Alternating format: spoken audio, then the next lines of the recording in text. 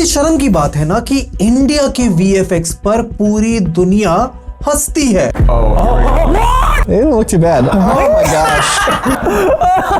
Dude, Dude, that hot dog. इस बात से किसी को फर्क नहीं पड़ता कि इंडियन सिनेमा पूरी दुनिया की सबसे बड़ी इंडस्ट्री है in terms of making feature films, web series, television shows. लेकिन उसके बावजूद लो बजट वाली फिल्म हो या हाई बजट वाली, काम ऐसा कि दुनिया क्या हम खुद शर्म खा जाएं। जो VFX स्टाइल हॉलीवुड 80s के दशक में करता था, वैसा ट्रीटमेंट ऑफ VFX तो हम कई मामलों में आज कर रहे हैं। VFX जहां दुनिया भर का सिनेमा एज अ टूल इस्तेमाल कर रहा है to tell interesting new stories, be it television, films, वहीं इंडियन सिनेमा पर चल रहा है ये। VFX से सलमान खान की एब्स बना दे रहे हैं शाहरुख खान, आमिर खान, सैफ अली खान, अजय देवगन जैसे स्टार्स जो 50-60 साल के हैं। रजनीकांत तो शायद ठीक से चल भी नहीं पा रहे हैं, लेकिन क्या बोलूं मैं VFX का मैजिक। एंड अगर तुम भी इस चीज में विश्वास रखते थे जैसे मैं रखता था इस वीडियो की रिसर्च करने से पहले, तो तुम्हारा भी माइंड ब्लो होने वाला है, क्योंकि कुछ ऐसी चीजें मुझे पता चली हैं इंडिया के VFX, CGI, film making market और बिजनेस के बारे में। जैसे आज दुनिया की सबसे बड़ी VFX कंपनीज अपनी ब्रांचेस इंडिया में खोल रही हैं। इंडस्ट्रियल लाइट मैजिक ILM, जिसने स्टार वॉर्स से लेकर अवेंजर्स जैसी मूवीज बनाई हैं, उनका मुंबई में ऑफिस है। DNEG, फ्रेमस्टोन, जो डेडपूल वर्सेस वुल्वरीन से लेकर लॉर्ड ऑफ द रिंग्स जैसी प्रोजेक्ट्स के लिए काम कर चुके हैं, अपनी ब्रांच इंडिया में खोल रहे हैं। आज दुनिया में सबसे ज्यादा बॉक्स ऑफिस रिटर्न देने वाला डायरेक्टर इंडिया की फिल्में, उनके इफेक्ट्स, उनकी म्यूजिक को देखकर बच्चों की तरह खुश हो रहा है। एंड इंडिया की ये VFX की कहानी कोई नई नहीं है। यहाँ तो 1950s से VFX को सोशल अवेयरनेस के लिए यूज करा जा रहा था। आज इंडियन VFX सिर्फ मेन स्ट्रीम हिंदी सिनेमा में नहीं बल्कि रीजनल सिनेमा भी ग्लोबल स्केल पर कमाल कर रहा है। रावण, जीरो, RRR, यहाँ तक कि low budget cult classic film Tumbbad भी आज उनके VFX के ट्रीटमेंट की वजह से सेंसेशंस बन चुकी हैं। तो फिर सवाल ये है कि VFX का प्रचंड प्रमाण ऐसा क्यों कि एक तरफ हम ये कर रहे हैं लेकिन फिर रेड चिलीज डिज्नी की लायन किंग में दूसरी तरफ VFX कर रहा है। Indian VFX company prime focus आज गार्डियंस ऑफ द गैलेक्सी और द अमेजिंग स्पाइडरमैन जैसी फिल्मों की VFX टीम बिठा रहे हैं, पर इंडियन सिनेमा में हम पता नहीं क्यों इस सब में व्यस्त हैं। बट डिज्नी यहाँ आकर अर्जुन जैसी 3D एनिमेशन मूवी बना चुका है, रोड साइड रोमियो से लेकर जग्गा जासूस जैसी VFX ड्रिवन मूवीज बना चुका है। एंड हिस्ट्री हमारी कोई कम रंगीन नहीं रही है। दुनिया आज भले ही इंडियन VFX का, हमारे स्टाइलाइजेशन का मजाक उड़ाए, लेकिन एक समय दुनिया के सबसे बड़े फिल्म मेकर 10वीं पास के आसिफ को चिट्ठी लिखते लिख के थक गए थे लोग कि मुगले आजम में ऐसे शॉट्स में जहां चारों तरफ शीशे हैं, इतना ग्रैंड प्रेजेंटेशन है, इस सब के बीच में उन्होंने कैमरा कहां लगाया। मिस्टर इंडिया के लिए उस समय की ऑडियंस डायरेक्टर शेखर कपूर को स्टीवन स्पीलबर्ग ऑफ इंडिया बोल दे रही थी। शक्तिमान, कैप्टन व्योम, आर्यमान जैसे शोज इंडियन टेलीविजन पर इंडियन VFX के मार्केट को बूस्ट कर रहे थे। कृष्ण से लेकर रावण जैसी फिल्में इंडियन मूवीज VFX के गेम को बदल रही थी। वहीं तमिल तेलुगु फिल्में 90s के दशक से ही अपनी फिल्म एडिटिंग में कंप्यूटर का यूज कर रही थी। इतना इंटरेस्टिंग रहा है इंडियन VFX का इतिहास कि एक समय चमड़े से बने मिनिएचर कैरेक्टर्स, शंभरली खारोलिका के इक्विपमेंट से लेकर टॉकीज, कलर कोडिंग से लेकर 2D, 80s में 3D। पर दुख की बात यह है कि आज इतनी सारी डेवलपमेंट के बाद जब VFX की टेक्नोलॉजी इतनी एडवांस हो चुकी है, तब भी आज हमारी ज्यादातर VFX CGI ड्रिवन फिल्मों को इंटरनेशनल लेवल पर सिर्फ मजाक ही मिलता है। क्यों हमारे यहाँ एनिमेटेड मूवीज के लिए कोई अप्रिसिएशन नहीं है? वो तब जब इंडिया में एनिमेशन की कंजम्पशन और क्रिएशन के एग्जांपल तुम्हें यूट्यूब पर बतेरे सक्सेसफुल चैनल्स के रूप में मिल जाएंगे, पर एक मेन स्ट्रीम मूवी टेलीविजन के स्कोप में उनकी कोई जगह नहीं है। और दूसरी तरफ जहां इंडियन VFX आर्टिस्ट तो दुनिया भर में अपने टैलेंट का डंका बजा रहे हैं, तो फिर इंडिया की फिल्में वैसा कंटेंट क्यों नहीं डिलीवर कर पा रही हैं? क्या कमी ट्रेनिंग की है या एटीट्यूड की या बजट की या अप्रिसिएशन की? क्योंकि अगर बात एटीट्यूड की है तो फिर कैसे मिन्नल मुरली, तुम्बाद जैसी छोटे बजट की फिल्में इतनी कल्ट फॉलोइंग और एक बड़ा बिजनेस कर पा रही हैं? तो इन सारे सवालों के जवाब तुम्हें इस वीडियो में मिलेंगे, क्योंकि इंडिया की फिल्मों का VFX CGI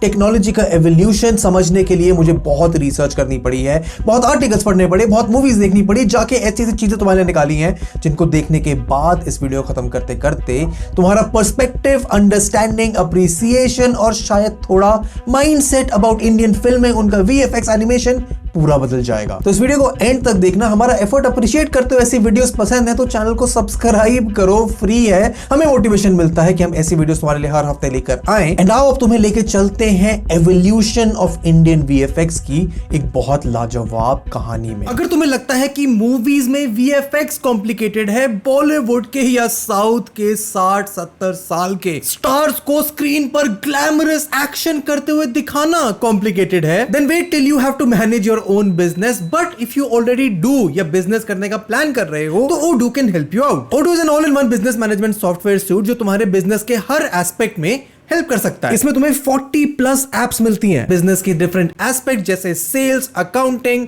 CRM, marketing, HR etcetera के लिए। तुम अपने बिजनेस के लिए ओडू को यूज करके इनवॉइसिंग, ई साइन या फिर अपने लिए एक वेबसाइट तक डिजाइन कर सकते हो। And the best part is Odoo का एक ऐप तुम्हारे लिए हमेशा के लिए फ्री है with unlimited customer support and hosting. And अगर आपको अपग्रेड करना हो तो सिर्फ 580 रुपीज पर मंथ में आपको ओडू के सारे एप्स मिलेंगे, सारे फुली इंटीग्रेटेड एक ही प्लेटफॉर्म में। Regardless of whether you are an individual, एक स्टार्टअप, एक वेल एस्टैब्लिश्ड बिजनेस, तुम ओडू की सारी एप्स यूज कर सकते हो without any technical knowledge and supercharge your business. अगर तुम अपने बिजनेस को एक नेक्स्ट लेवल पर ले जाना चाहते हो तो आज ही ओडू को ट्राई करो। और याद रखना, पहला ऐप हमेशा के लिए फ्री है। You can check out Odoo from the link in my description. और वापस चलते हैं वीडियो पर।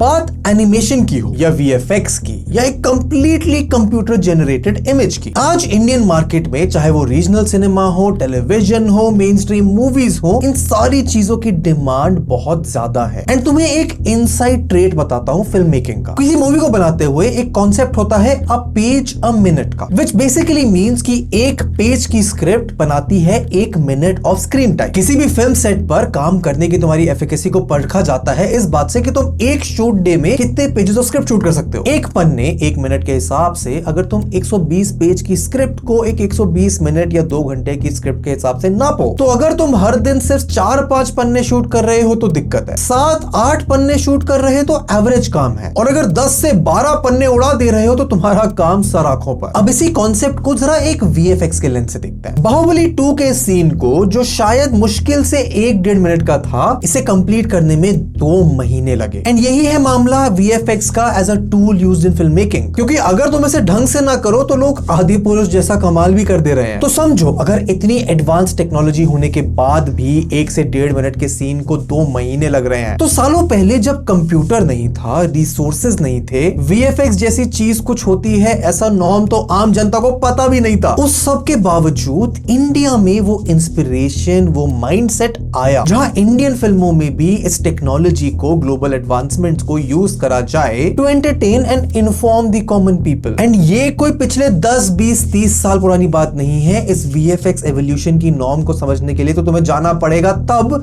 जब कैमरा भी इन्वेंट नहीं हुए थे। ये है थोलू भोमालू आटा या द लेदर पपेट शो, जहां चमड़े से बने फिगरीन्स बेडशीट्स पर प्रोजेक्ट करे जाते थे इन Andhra Pradesh. Tolu Bomalata is a form of shadow puppet theatre which uses leather puppets.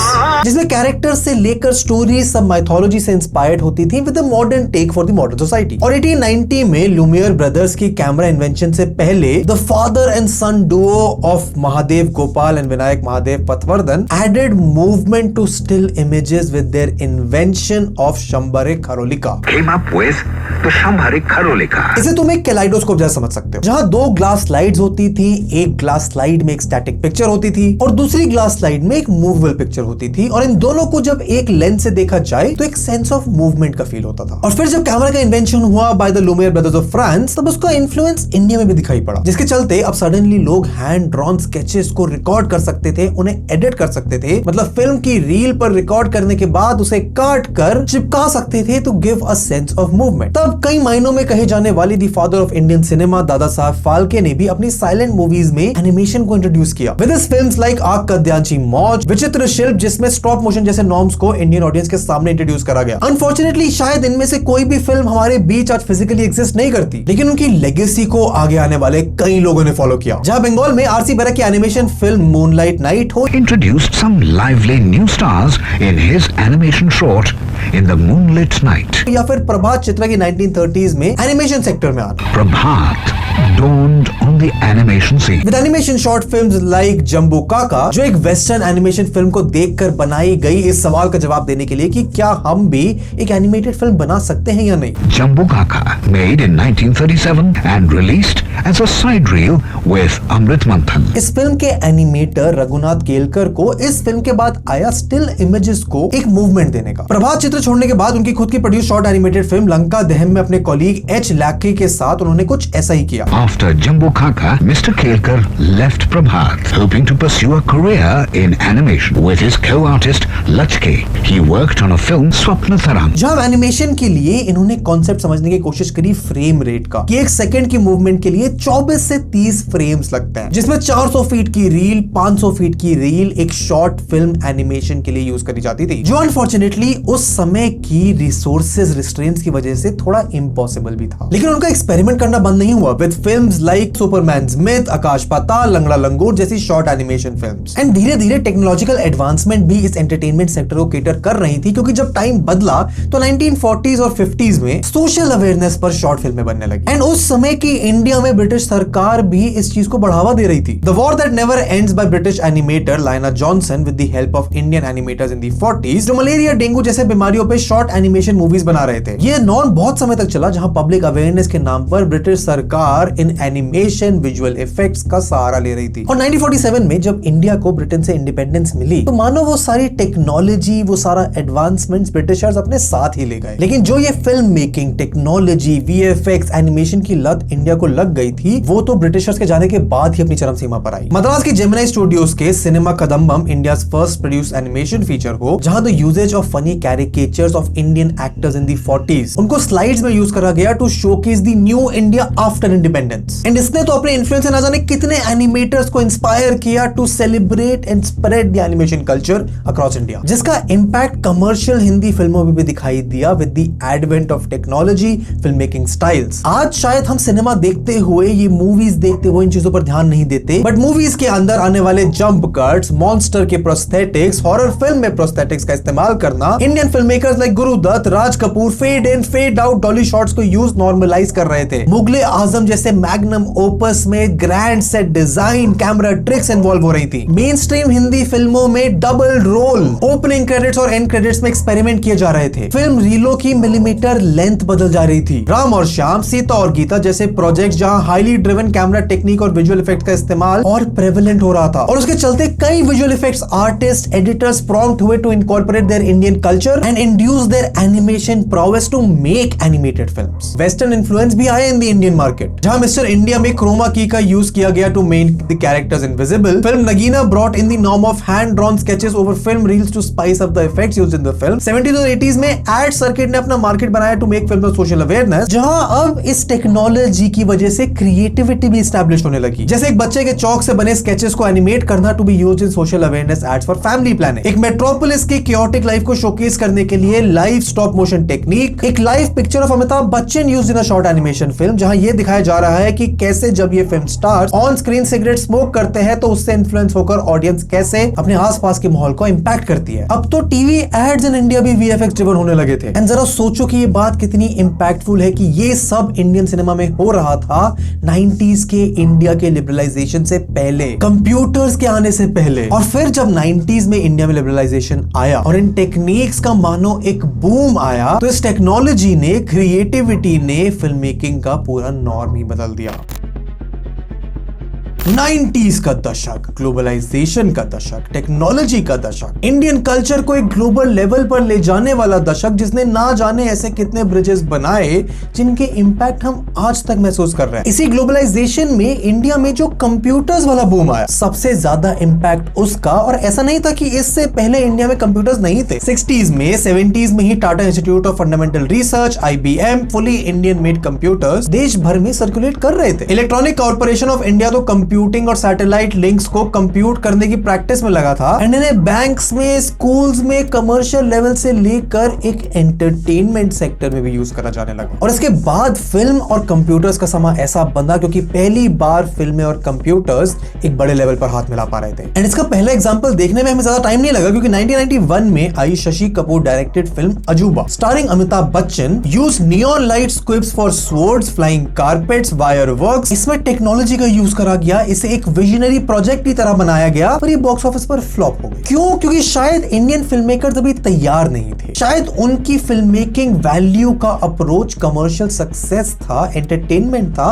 Experimentation नहीं। क्योंकि कंप्यूटर इमेजरी तो यूज करी जा रही थी जो अब एडिटेड इफेक्ट्स को डायरेक्ट फिल्म की रील पर या कैसेट पर ट्रांसफर कर रही थी। लेकिन हिंदी फिल्मों में ज्यादातर इसका इस्तेमाल ओपनिंग क्रेडिट्स, क्लोजिंग क्रेडिट्स में ही हो रहा था। लेकिन वहीं तमिल, तेलुगु, इवन एक छोटी मलयालम फिल्म इंडस्ट्री इसका यूज थोड़े अलग तरीके से कर रही थी। कमल हसन ने तो मानो पूरा जिम्मा ले लिया था फिल्म मेकिंग और टेक्नोलॉजी को सिनोनिमस करने का। इतना कि इनकी 2001 में आई film Aalavandhan, the first Indian film to use animation sequence, inspired Quentin Tarantino for using the same treatment in his kill bill franchise. 1986 में आई विक्रम बनी the first commercial film in Kollywood to use computers for song recording. 1992 में आई Thevar Magan became the first instance जब script लिखने के लिए computer का सॉफ्टवेयर का इस्तेमाल किया गया था। Kuruthipunal became the first film to use Dolby surround sound format. और मलयालम सिनेमा ने तो 1984 में ही इंडिया की पहली 3D फिल्म माय डियर कोथीचान बना दी थी। एंड 90s तो इन रीजनल फिल्म इंडस्ट्रीज के लिए और भी प्रॉस्परस हुआ इस टेक्नोलॉजी के मामले से, क्योंकि ये वही फिल्म इंडस्ट्री थी जो 50s और 60s से टेक्नोलॉजी एडवांसमेंट में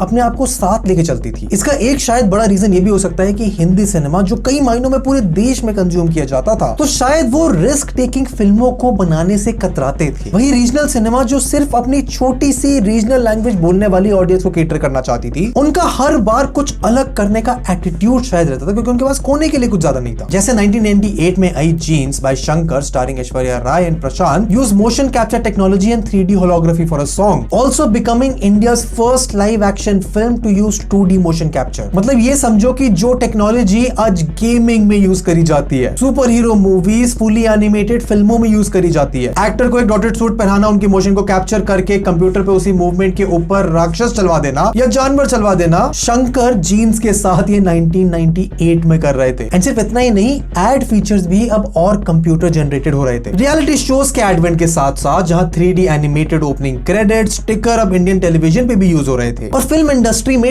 2D 3D आर्टिस्ट के लिए नई जॉब्स खुल रही थी। हाँ, 3D स्टूडियोज उस समय इंडिया में उतने प्रोमिनेंट तरीके से एस्टैब्लिश नहीं हो पाए, लेकिन 2D आर्टिस्ट की ट्रेनिंग ही करी जा रही थी। नई टेक्निक जैसे कैमरा रिग्स को समझना, एडिटिंग सॉफ्टवेयर्स को यूज करना, इतना कि 90s के एंड में तो India became a global hub for 2D artist, जहां इंडियन आर्टिस्ट को हायर करा जाने लगा for many international shows. Animation studio specially उन जगहों पर जहां कंप्यूटर को यूज करना एक नॉर्म बनने लगा था। फिर भले ही वो डिजिटल डोमेन हो जिसे टाइटैनिक का VFX सुपरवाइज किया था, collaborated with Digikore VFX, a Pune based VFX company. Japanese film makers Indian anime बना रहे थे। डिज्नी ILM के रिप्रेजेंटेटिव्स इंडिया में वर्कशॉप्स करा रहे थे। गनीमत चलो कि इंडिया में भी क्रोमा की का use, computer generated imagery, Hindi film प्यार तो होना ही था कि टाइटल ट्रैक म्यूजिक वीडियो में इस्तेमाल हुई थी। और ये सब बिल्डअप दे रहा था अगली डेकेड, अगली सेंचुरी, अगली मिलेनिया में आने वाले इंडियन फिल्म के मार्केट को, जहां पे अगर किसी फिल्म में VFX यूज हो जाए तो ऑडियंस उसके ऊपर से अपनी नजर हटा ही नहीं पाती थी। और ये मैं दोनों अच्छे और बुरे सेंस में तुम्हें बोल रहा हूं। अर्ली 2000s में हिंदी सिनेमा मानो एक वेस्टर्न होमोजेनी में आ गया था। रीमेक कल्चर था, वेस्टर्न कॉन्सेप्ट्स, वेस्टर्न ट्रीटमेंट में फिल्में बन रही थी। तो बहुत से मायनों में हिंदी फिल्में पकड़ने लगी वेस्टर्न फिल्मों के स्टाइल को और उसके साथ साथ उनके टेक्निकल ट्रेड्स को। हर तरह की फिल्में, चाहे वो साइंस फिक्शन हो, हॉरर हो, इवन एक्शन मूवीज हो, इन सब फिल्मों में अब VFX, प्रैक्टिकल इफेक्ट्स और बेहतर हो गए थे, क्योंकि इंडियन ऑडियंस ने भी ऐसी फिल्में कभी नहीं देखी थी। इसी वजह से एक साइंस फिक्शन फिल्म जैसे कोई मिल गया became one of the highest grocers of the year. And Indian cinema में जहां साइंस फिक्शन के नाम पर लोग माइथोलॉजी फिल्में देखते थे, वहां इंडिया में पहली बार कोई मिल गया इन 2003 एक पूरा western setup, alien, spaceship, hill station में upper middle class kids basketball खेलते हुए, वो सारा वेस्टर्न ट्रीटमेंट में। Animatronic head for Jadoo design by Australian artist Jim Callnor, एक cutting edge computer generated imagery, VFX, ऐसा साउंड डिजाइन जो इंडियन सिनेमा में पहले कभी नहीं यूज हुआ था। एंड फिल्म्स लाइक अलवंदन जो यूज कर रही थी रोटोस्कोपिक एनिमेशन सीक्वेंसेस, हेलुसिनेशन दिखाने के लिए, little John fun fantasy adventure of a shrunken man, rotoscoping, force perspective जैसे नॉर्म्स दिखा रहा था इंडियन ऑडियंस को. So did Jajantaram Mamantaram, again using the same norm of force perspective and adopting the western story of Gulliver's travels. 2002 में आई Makdee, debut film of Vishal Bharadwaj, practical effects, एक set design अलग तरीके का. 2007 में आई Malayalam film Athisayan, again using subtle VFX sequences to cater to the super hero film का norm. वैसे हिंदी सिनेमा में भी उस समय जानी दुश्मन और रुद्राक्ष जैसी फिल्में बन रही थी. हाँ मानता हूँ आज हम इनके वीएफएक्स पर मजाक उड़ाते हैं एंड कई महीनों में ये मजाक के लायक है, लेकिन जब ये फिल्में रिलीज हुई तो पहली बार हुआ कि इंडियन ऑडियंस ने एक main stream over the top film में ओवर द टॉप वीएफएक्स का यूज बड़ी स्क्रीन पर देखा. ओवर द टॉप मतलब सारी हदें पार, सारी हदें पार. समय ऐसा आ गया था कि जहां 90s में इंडियन वीएफएक्स आर्टिस्ट आउटसोर्स करे जा रहे थे, अब international studios, VFX studios Indian market में एक्सपैंड कर रहे थे. Disney's Arjun, Roadside Romeo, one of the biggest collaborations of Indian VFX and western VFX companies. The same happened with Magadheera, first Tamil movie to actually give credits for visual effects producer. Rajamouli की ये फिल्म all the way back in 2009 became the first Tamil film to cross 100 crore. इन्होंने incorporate करे international 3D artist और बनाई दुनिया भर की हेडलाइंस. हिंदी सिनेमा में भी मूवीज जैसे Dhoom 2 again use motion right cameras, Kamal Haasan की दशावतारम ने तो मानो practical effects, sound design, prosthetic, VFX, CGI सबके नॉर्म तोड़ दिए, becoming one of the most influential films of the decade. And 2010 आते आते तो मानो एक कमर्शियल लेवल पर इंडियन फिल्म प्रोडक्शन कंपनीज अपने वीएफएक्स आर्म्स खोल रही थी. रेड चिलीज वीएफएक्स जिसे 2007 में ओम शांति ओम में रोटोस्कोपिंग, क्रोमा सेट्स के नॉर्म्स इंट्रोड्यूस करे, with Ra One in 2011 became an international masterpiece,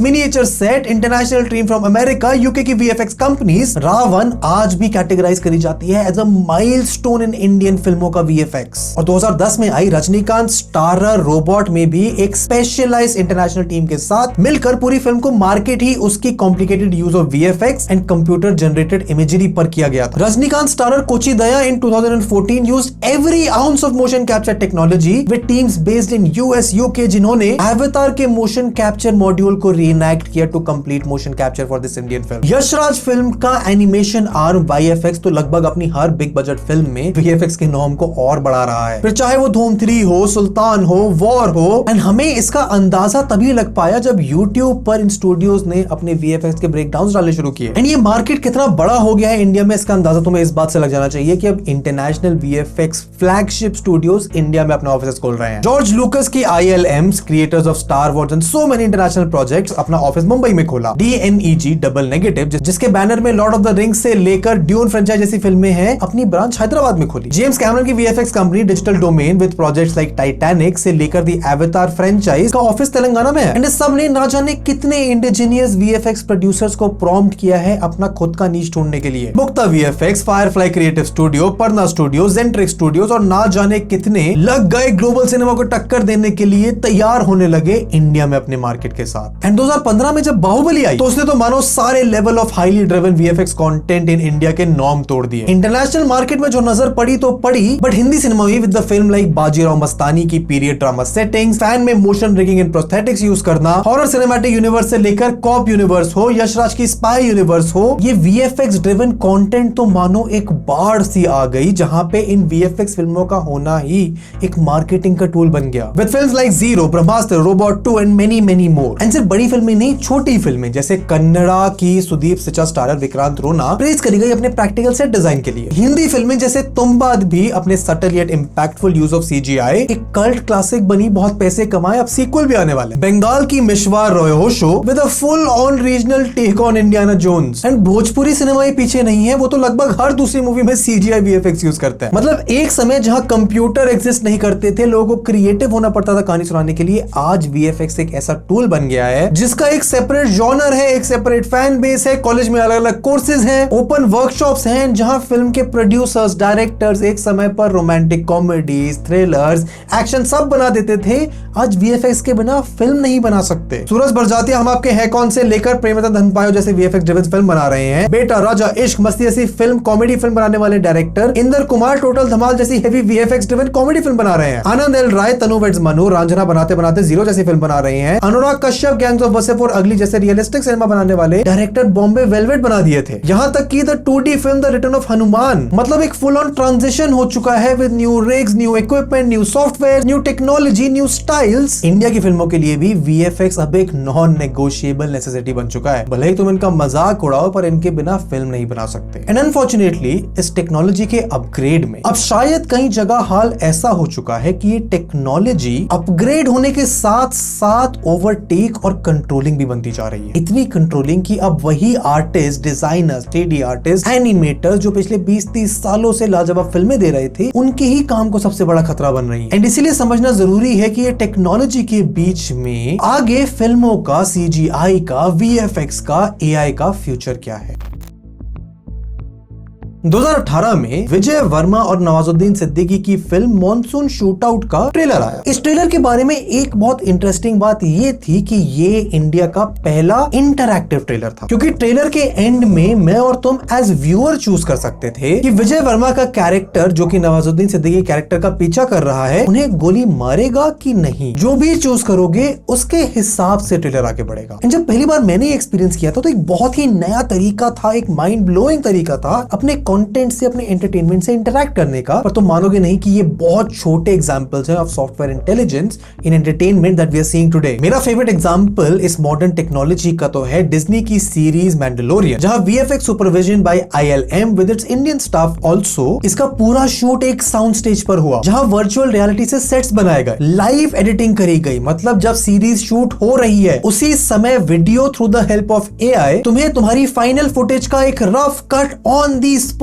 live मिल जाएगा। एंड ये तो फिर भी एक मेन स्ट्रीम प्रोडक्शन का एग्जांपल था। ये टेक्नोलॉजी आज इतनी आम है कि AI generated images, photos, videos तुमने अपनी सोशल मीडिया फीड पर खुद देखी होंगी। जैसे इफ एनिमल्स वर कंट्रीज या Avengers were countries, if friends had an Indian casting और ना जाने कितनी अजीबोगरीब पर बहुत इंटरेस्टिंग वीडियोस। AI आज बहुत इंटरेस्टिंग काम कर रहा है। वहां पे फिल्मों के ट्रीटमेंट बनाए जा रहे हैं, रेफरेंसेस दिए जा रहे हैं, शान के गाने मोदी जी से गवाए जा रहे हैं। कुछ भी नहीं जब तेरा भी फॉर एग्जाम्पल अगर मैं तुम्हें कहूं कि इमेजिन करो एक सुनसान गली में एक बिल्ली चलते हुए दिखाई दी। अब हो सकता है तुमने ये एग्जैक्ट सीन कभी ना देखा हो पर तुम्हारा ब्रेन एक इमेज क्रिएट कर देता है, क्योंकि हो सकता है ना कि तुमने एक सुनसान गली देखी हो, चलो शायद रात में ना देखी हो पर तुमने सुना होगा किसी से कि रात में गलियां कैसे दिखती हैं। एंड ये तो गारंटी है कि तुमने एक बिल्ली देखी है, पर चलो मान लेते हैं कि नहीं देखी, तो भी इंटरनेट पर ना जाने कितनी लाखों करोड़ों वीडियोस पड़ी हैं जिसमें बिल्लियां हैं। एंड तुम्हारी ये स्टेटमेंट सुनते ही तुम्हारी खुद की एक्सपीरियंसेस, सुने सुनाए एक्सपीरियंसेस को यूज करके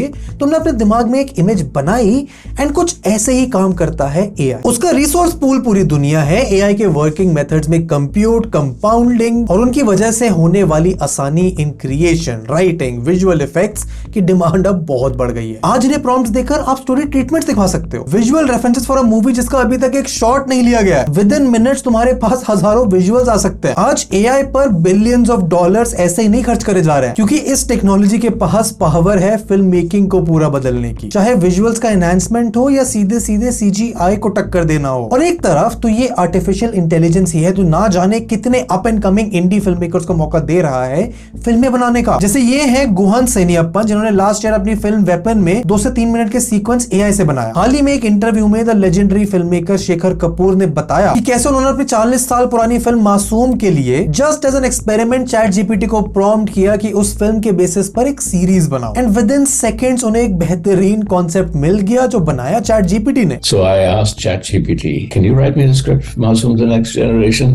Sure enough, 10 seconds. It wrote me a very interesting idea. And सिर्फ एक ट्रीटमेंट नहीं बनाया, उस फिल्म की जो 40 साल पहले आई थी उसकी टोनैलिटी को, इमोशनल अपील को समझा। 40 साल पहले जो मूवी को रिव्यूज मिले थे उनको यूज करा उसको समझने के लिए, ट्रीटमेंट को बनाने के लिए, और उसको एक मॉडर्न टच भी दिया। Understood the fundamental moral conflict of Masoom, the first film that I've ever made. And अगर तुम्हारे दिमाग में इससे सवाल आता है कि क्या AI के अंदर अब मोरालिटी है, क्या वो इन चीजों को समझ सकता है, तो उसका जवाब ना है, क्योंकि AI आज भी एग्जिस्टिंग फैक्ट्स पर काम करता है। एक फिल्म मेकर के लिए, एक 3D आर्टिस्ट के लिए, VFX आर्टिस्ट के लिए the human aspect of putting the human touch, cinematography, taking the right calls, एक क्रिएटिव इंस्टिंक्ट बहुत मायने रखता है। पर इसका यह मतलब भी नहीं है कि AI को यूज करके इन चीजों को बेहतर नहीं करा जा सकता, जैसे किया गुहन सेनियप्पन की टीम टीम ने। एंड एआई अब एडवर्टाइजमेंट इंडस्ट्री में भी घुस चुका है। ये है कैडबरी का नया एक एड, चॉकलेट का एड स्टारिंग शाहरुख खान, जहां पर मेकर्स ने ऑडियंस को मौका दिया to buy a chocolate, scan the QR code, उसके बाद अपना फेस स्कैन करो और शाहरुख खान के साथ उस एड में जो एक्टर था उसकी जगह एआई तुम्हारा फेस लगाएगा। And suddenly with the help of AI ना जाने कितने लाखों करोड़ों लोग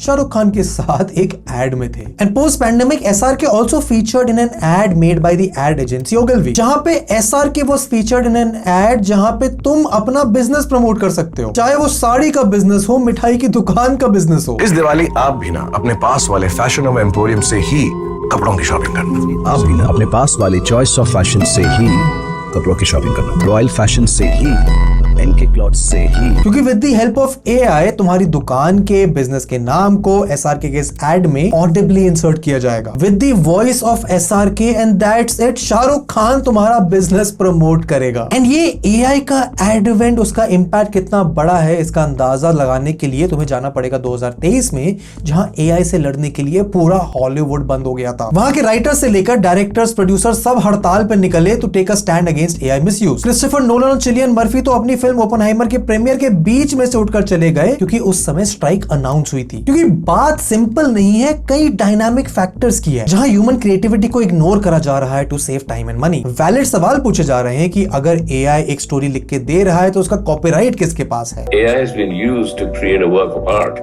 or a story or a film. Who owns the copyright? तुम्हारी बनाई कहानी से एआई को यूज करके कोई और स्टोरी टेलर उस पे अपना टच लगा के उसे सडनली अपनी कहानी बना सकता है। एंड इंडिया में भी इसका इंपैक्ट देखने को मिला है क्योंकि एक्टर्स जैसे अनिल कपूर, जैकी श्रॉफ, अमिताभ बच्चन अपने आप को कॉपीराइट करवा रहे हैं, अपनी आवाज, अपने चेहरे को कॉपीराइट करवा रहे हैं ताकि एआई उसको मिसयूज ना कर सके। क्योंकि एआई की मदद से तुम्हें किसी चेहरे को अगर परपेचुअली यूज करना है तो उसे शूट करने में तो महज कुछ मिनट या घंटे लगे, पर टेक्नोलॉजी का यूज करके तुम उस सेम चेहरे को कुछ भी बुलवा सकते हो और उसे हमेशा के लिए यूज कर सकते हो, उस इंसान के जिसके चेहरे को तुमने स्कैन किया है गुजर जाने के बाद भी। एंड अब जहां इंडिया में ये वीएफएक्स टेक्नोलॉजी अपने पीक पर है, बड़ी से बड़ी मूवीज में इसको यूज करा जा रहा है, तो देखना बहुत इंटरेस्टिंग होगा कि आगे आने वाले समय में वीएफएक्स, सीजीआई और इंडिया की टेक्नोलॉजी एआई को यूज करती है, कितना करती है, क्या हम भी उसके खिलाफ आवाज उठाते हैं या उसको अपनी मर्जी से इनकॉर्पोरेट करते हैं। क्योंकि इंडियन सिनेमा का वीएफएक्स एवोल्यूशन अभी खत्म नहीं हुआ है। इंडियन सिनेमा में जब टॉकीज आई तो ब्लैक एंड व्हाइट एरा के कई एक्टर्स ने अडैप्ट किया। जब मूवीज ब्लैक एंड व्हाइट से कलर्ड बनी तो फिल्म मेकर्स ने अडैप्ट किया। जब रील कैमरा से डिजिटाइज्ड हुई तो पूरे एक ग्लोबल स्केल पर इंडियन फिल्में पहुंच पाई। और इस सब के बीच में इंडिया की फिल्म देखने वाली ऑडियंस एंटरटेन भी हुई और रिफॉर्म भी। पहले के समय पर जहां बेस्ट फिल्म के लिए ऑडियंस का एक ओपिनियन होता था, आज बेस्ट वीएफएक्स पर भी हमारा एक स्ट्रॉन्ग ओपिनियन होता है। अगर तुम बात जैसी एक low budget VFX driven, practical set driven film को एक कल्ट क्लासिक का टैग मिल सकता है, और आदि पुरुष जैसी high budget star cast hold करने वाली फिल्म को इंडियन ऑडियंस ट्रोल करने से पीछे नहीं हटती। तो एक बात तो क्लियर है कि अगर इंडियन ऑडियंस को अपने टाइम और पैसे के मुताबिक एंटरटेनमेंट और वैल्यू नहीं मिली तो मजाक तोड़ाया जाएगा। पर इंडियन फिल्म इंडस्ट्री की इस वीएफएक्स के एवोल्यूशन की कहानी को समझते हुए मुझे ये तो समझ आ गया कि चाहे स्नैपचैट के फिल्टर से लेकर एसआरके का एक ह्यूमन एंड्रॉइड बनकर सीएसटी को डिस्ट्रैक्ट करना हो, आज ये CGI, VFX, AI, 3D, 2D के बनाए हुए क्रिएटिव चीजों से हम सब घिरे हुए हैं। हमारे मोबाइल फोन्स हो, हमारी टेलीविजन स्क्रीन हो, न्यूज पे होने वाले टिकर्स हो, क्रिकेट मैच की प्रेजेंटेशन पे यूज होने वाली ग्रीन स्क्रीन हो, ये हर तरफ है। इतना हर तरफ कि मैं और तुम अपने फोन्स और लैपटॉप्स में इस टेक्नोलॉजी को यूज करके क्रिएटिव चीजें बना सकते हैं। तो इसीलिए भले ही इंडिया की पुरानी बेकार सीजीआई का हम मजाक उड़ाएं, सच तो ये है कि इंडियन इंडस्ट्री ने, इंडियन ऑडियंस ने, इंडियन क्रिएटिव्स ने, प्रोड्यूसर्स ने इस टेक्नोलॉजी को बहुत अच्छे से इम्बाइब कर लिया है और अच्छे से चीजें बनाई भी जा रही हैं। एंड इसीलिए देखना बहुत इंटरेस्टिंग होगा कि आगे आने वाले समय में ये टेक्नोलॉजी जो एआई की मदद से रेवोल्यूशनाइज होने वाली है, इंडियन फिल्म की ऑडियंस, इंडियन फिल्म बनाने वाले क्रिएटर्स, डायरेक्टर्स, एक्टर्स इसको कैसे यूज करते हैं और Indian CGI, VFX technology movies के एवोल्यूशन में अगला स्टेप क्या होता है। तो ये थी पूरी कहानी इंडियन फिल्म इंडस्ट्री के वीएफएक्स, सीजीआई के एवोल्यूशन की। तो मुझे बताओ तुम्हारी फेवरेट इंडियन मूवी जिसमें वीएफएक्स, प्रैक्टिकल इफेक्ट्स, कुछ भी स्पेशल इफेक्ट यूज करेगा, तुम्हारी वो फेवरेट मूवी कौन सी है? नीचे कमेंट्स में। यहां तक आ गए हो तो यूट्यूब एल्गोरिथम कहता है कि तुम्हें ये वीडियो बहुत पसंद आएगी। इनफैक्ट यहाँ पर ऐसी और डीप डाइव की पूरी एक प्लेलिस्ट है। हमारा कंटेंट अप्रिशिएट करते हो तो चैनल को सब्सक्राइब करो, वीडियो को लाइक करो, and I will see you in the next one. Goodbye.